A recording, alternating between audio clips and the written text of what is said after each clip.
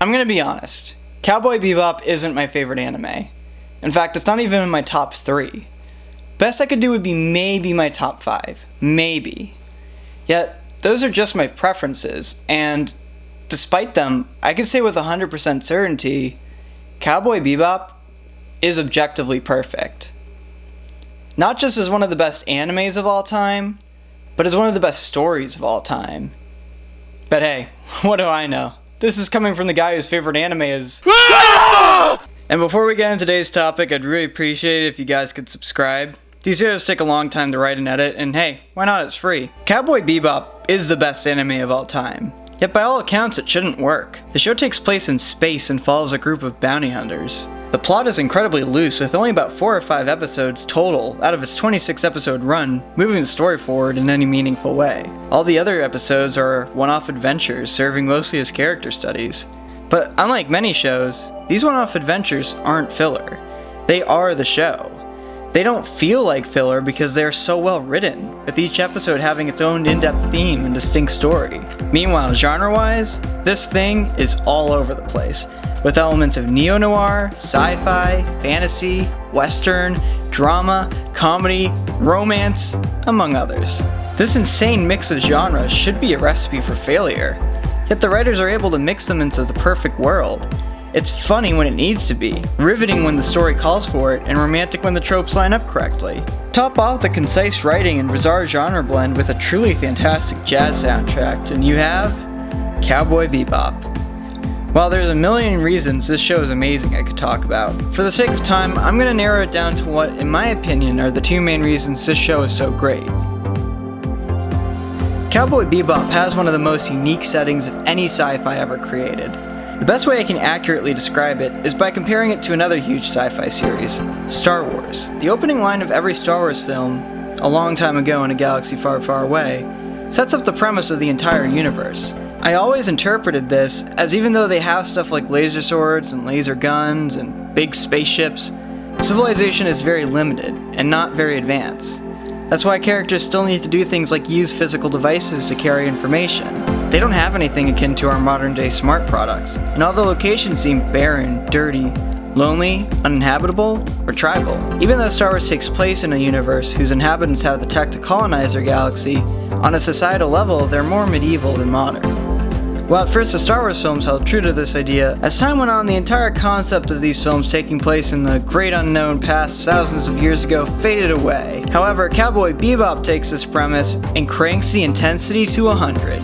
Yes, the show takes place in a futuristic space, but civilization at this time has spaceships and just about nothing else. Modern technology is used almost exclusively throughout the show. They still use regular guns, cars, etc., etc. Of course, there are some exceptions to the only having spaceships rule. There are marginal advances in society and technology, as well as the implied ability to terraform planets to be habitable, since many of the episodes take place on local solar system planets and moons. But the genius of this setting is that it puts civilization in this sort of in-between spot that almost every other sci-fi glosses over. Most of the time, in sci-fi, civilization is so far advanced that Earth is not even mentioned. The entire galaxy is colonized, and our current way of life would be a complete stone age to the characters.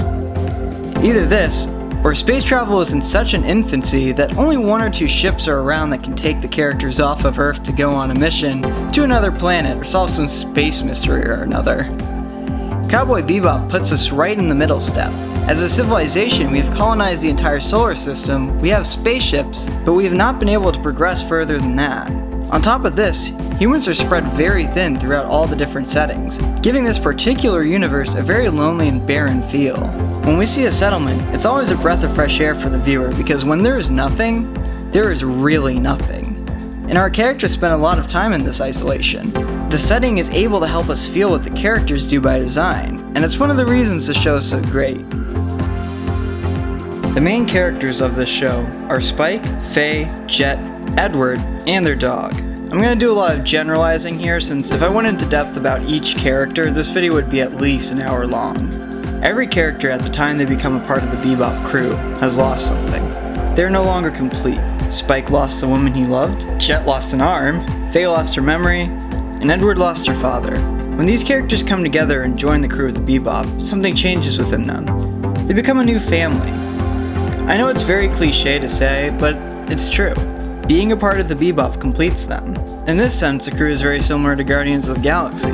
But unlike the Guardians, who are able to put their individual past behind them and start a new life, the characters in Cowboy Bebop can't escape the past. They can't stop looking for what they lost.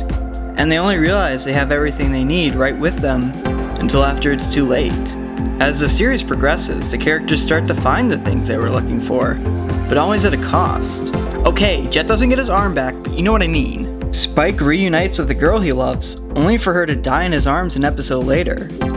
Faye does regain her memory, but because she was in cryostasis for so long, she can't ever get any closure on her past, because all the people she used to know are very old now, and life moved on without her for almost a lifetime. Edward does find her father, but only to find out he's a hugely irresponsible dickhead that doesn't really care about her.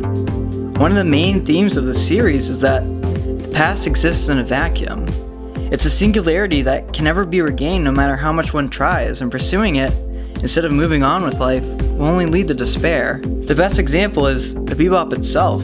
The crew exists in a vacuum. They don't work together for an extraordinarily long period of time, and they are only brought together under extreme circumstances. Every single character in the show is given the chance to move on, to be a part of the Bebop, and to live a happy life. But instead, one after the other, they realize too late. The Bebop is the thing that they've been looking for. But once they realize it, the Bebop crew has already fallen apart. It has already become another part of the past that can't ever be regained. And then the show ends on a pretty depressing note.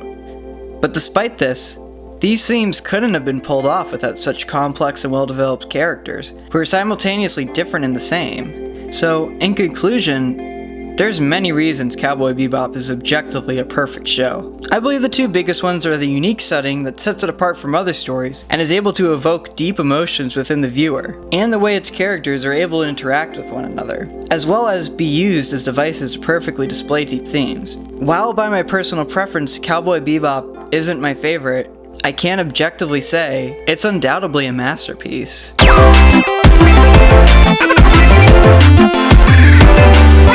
Bye.